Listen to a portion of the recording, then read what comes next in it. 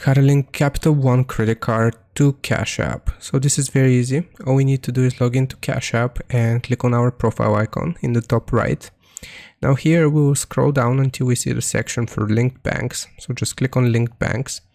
And you will see this link debit card, and you probably will see link credit card here as well. So if you see link credit card, just click on it.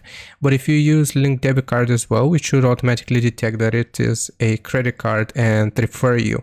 So here what we're going to do is we're just going to get our Capital One credit card information. So we'll type out the card number, the expiration date, the CVV, which are the 3 digits on the back of the card, and the zip code. So after we have typed this out, if we click on link card, this should successfully link our Capital One credit card to Cash App, and we should be able to use it in our Cash App balance.